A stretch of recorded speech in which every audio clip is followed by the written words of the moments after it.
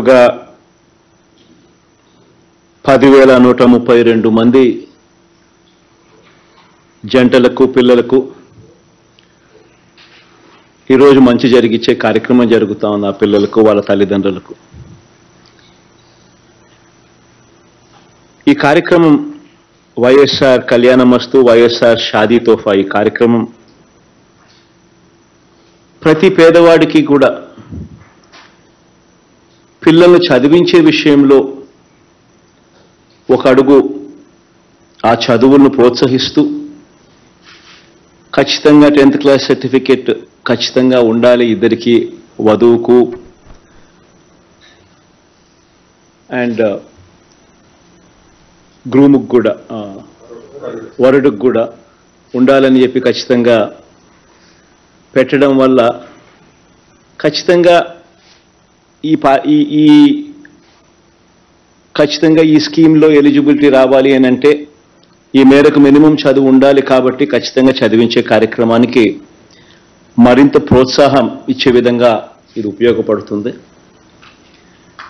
రెండవది మంచి జరిగేది ఏమిటి అని అంటే ఖచ్చితంగా 18 సంవత్సరాలు వధువుకు వయసు ఉండాలి, వరుడుకు 21 సంవత్సరాల వయసు ఉండాలి అని చెప్పి ఇంకొక రెగ్యులేషన్ కూడా ఖచ్చితంగా మ్యాండేటరీగా ఇది ఖచ్చితంగా ఉండాలని చెప్పడం వల్ల జరిగే రెండో మంచి ఏమిటి అని అంటే 10th ఒకవేళ ముందే అయిపోయినా కూడా 15వ సంవత్సరంలోనో 16వ సంవత్సరంలో 10th అయిపోయినా కూడా ఎలాగూ 18 సంవత్సరాల దాకా పెళ్లి అంతకన్నా ముందే జరిగితే ఈ స్కీమ్లోకి ఎలిజిబిలిటీ రాదు. కాబట్టి ఎలాగూ ప్రభుత్వం కాలేజీకి అంటే ఇంటర్మీడియట్కు పంపిస్తే అమ్మఒడి అనే పథకం ఎలాగూ ప్రభుత్వం ఇస్తుంది కాబట్టి దానివల్ల ప్రతి సంవత్సరం ఆ తల్లికి ఆ పిల్లలను ఊరికే కాలేజీకి పంపిస్తే చాలు, అమ్మఒడి అనే పథకం వల్ల మంచి జరుగుతుంది. కాబట్టి ఖచ్చితంగా ఆ ఇంటర్మీడియట్ కూడా చదివించే కార్యక్రమం దిశగా అడుగులు వేస్తారు.